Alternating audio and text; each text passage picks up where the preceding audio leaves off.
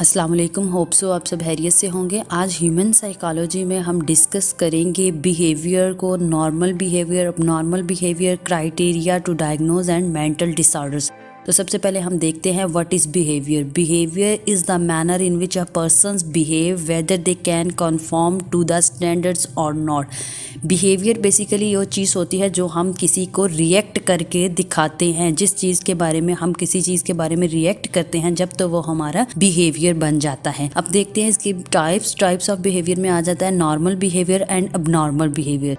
What is normal behavior? Normal behaviour क्या होता है? Normal is seen as a good thing, something that is natural, regular और routine. जो चीज़ हमारी रूटीन वाइज चल रही हो और जो दूसरों से डिफरेंट ना हो वो नॉर्मल बिहेवियर में काउंट होगी। नेक्स्ट आ जाता है what is abnormal behaviour. Abnormal behaviour में be defined as behaviour that is disturbing, socially unacceptable, distressing, maladaptive और self defeating and often the result of distorted thoughts. यानी हमारे कॉग्निटिव लेवल को जो डिस्टर्ब कर देती है, जो सोशली एक्सेप्टेबल नहीं होता, उस चीज़ को एबनॉर्मल बिहेवियर कहा जाता है। नेक्स्ट देखते हैं एबनॉर्मल साइकोलॉजी की definition. What is abnormal psychology? A branch of psychology concerned with mental and emotional disorders such as anxiety disorder, phobias, depression, and developmental disorders, and with certain incompletely understood normal phenomena such as dream and hypnosis. अब abnormal psychology basically abnormal behavior को study करती है, उसके जितने भी issues होते हैं उन सबको डील करती है। नेक्स्ट आ जाता है कैरेक्टरिस्टिक ऑफ नॉर्मल बिहेवियर। यहूदा 1958 में इसने सर्च की थी आइडेंटिफाई करने की कि कौन से कैरेक्टरिस्टिक्स होते हैं जो एबनॉर्मल बिहेवियर को डिफाइन करते हैं। She identify 6 characteristic of the mental health. इसने कहता है एफिशिएंट सेल्फ परसेप्शन होती है, यानी हमारा परसेप्शन लेवल बिल्कुल ठीक होता है। Realistic self esteem and acceptance, voluntary control of behaviour and self direction and productivity. यानी सारे सिस्टम ये वाले ठीक हों, ये कैरेक्टरिस्टिक्स पूरे हों तो नॉर्मल बिहेवियर काउंट होता है। नेक्स्ट देखते हैं एबनॉर्मल बिहेवियर के कैरेक्टरिस्टिक्स को। The 4 Ds of अबनॉर्मैलिटी। अब ये 4 Ds जो हैं बेसिकली ये हों पर्सनैलिटी में तो वो क्या होगी? एबनॉर्मल काउंट होगी। First is the dysfunction, second distress,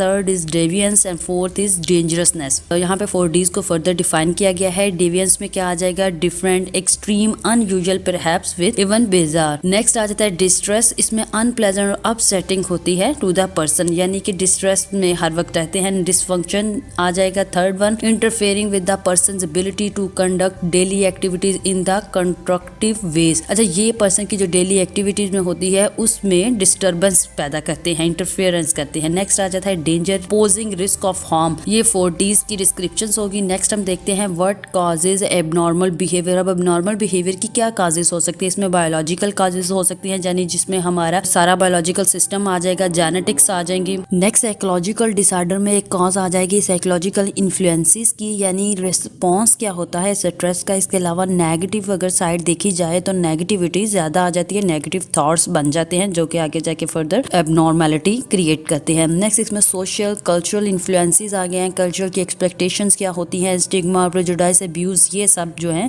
ये इसके कॉजेज एबनॉर्मल बिहेवियर के काउंट होते हैं। नेक्स्ट आ जाता है क्राइटेरिया क्या है एबनॉर्मल बिहेवियर का। Criteria for abnormal behaviour include statistically irregularity, dysfunction, personal distress and violation of the norms. ये एबनॉर्मल बिहेवियर का क्राइटेरिया आ जाता है, क्योंकि नॉर्मल अगर बिहेवियर हो तो कोई भी इंसान रूल रेगुलेशन को ब्रेक नहीं करता, वो एबनॉर्मल बिहेवियर में काउंट होगा जो कि नॉर्म्स को वायलेट करता है। How are psychological disorder diagnosed? The American Psychological Association has devised a system for diagnosing maladjustive behaviour. यहाँ पे अमेरिकन साइकेट्रिक एसोसिएशन है, APA से बोला जाता है। इसके थ्रू एक DSM निकलता है, यानी डायग्नोस्टिक स्टैटिस्टिकल मैनुअल निकलता है, जिसके थ्रू मेंटल डिसऑर्डर को हम रैंक करते हैं और इसे डायग्नोज करते हैं। What does anxiety feel like? Anxiety क्या होती है? Anxiety is generalised feeling of fear and apprehension that may be related to a situation और ऑब्जेक्ट।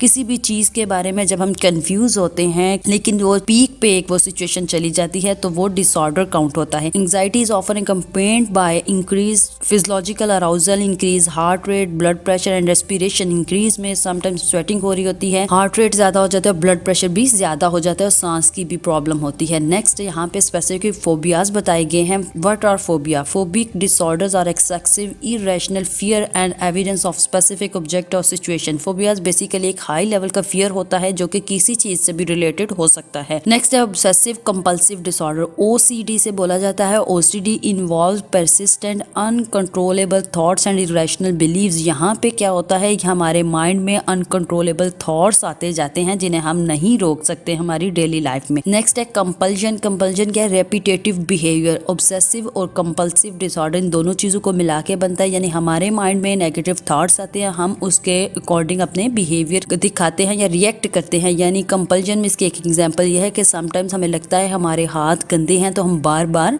वॉश करते हैं। नेक्स्ट आ जाता है OCD का साइकिल। यहाँ पे बताया गया है कि ऑब्सेशन किस तरह होता है, फिर एंजाइटी फील होती है, फिर कंपल्जन होता है यानी हम उस एक्ट को रिपीट करते हैं, फिर क्या है रिलीफ, फिर हमें सेटिस्फेक्शन होती है। नेक्स्ट आ जाता है mood disorder. Mood disorder basically हमारे मूड स्विंग्स हैं, हमारे मूड का ऊपर नीचे हो जाना। Mood disorder is a mental health problem that primarily affect a person's emotional states. It's a disorder in which a person experience long period of extreme happiness, extreme sadness और both. यानी यहाँ तो वो बहुत ज्यादा खुश हो जाते हैं या बहुत सैड हो जाते हैं और ये एकदम से उनकी सिचुएशन स्किप होती है। नेक्स्ट आ जाता है psychotic disorders. A psychotic disorder were mental disorder that cause abnormal thinking and perceptions. People with साइकोसिस लूज टच विद रियलिटी। यहाँ पे साइकोटिक डिसऑर्डर जो है स्फीयर हो जाता है, यहाँ पे रियलिटी के साथ कॉन्टेक्ट खत्म हो जाता है। Two of main symptoms are delusion and hallucination. अब हम देखेंगे डिल्यूजन और हेलुसिनेशन क्या होते हैं। Delusion are defined and fix false believe that conflict with reality. Delusion basically हमारे थॉट्स में इश्यूज हो जाते हैं, हमारे माइंड का इशू हो जाता है, यानी हमारे माइंड में कुछ बिलीव्स, कुछ थॉट्स आना स्टार्ट हो जाते हैं जो कि टोटली रॉन्ग होते हैं। नेक्स्ट है hallucination. Hallucination are sensation that appear to real but are created with in the mind. Hallucination basically ये परसेप्चुअल फॉल्ट आ जाता है। Examples include seeing things that are not there. हम ऐसी आवाजें सुनते हैं, ऐसी चीजें देखते हैं जिनका रियलिटी में कोई एग्जिस्टेंस नहीं होता। तो ये था हमारा आज का लेक्चर। होप सो आपको समझ आ गई होगी। अपना बहुत ख्याल रखिएगा, हमारे चैनल को जरूर सब्सक्राइब कीजिएगा। अल्लाह हाफिज।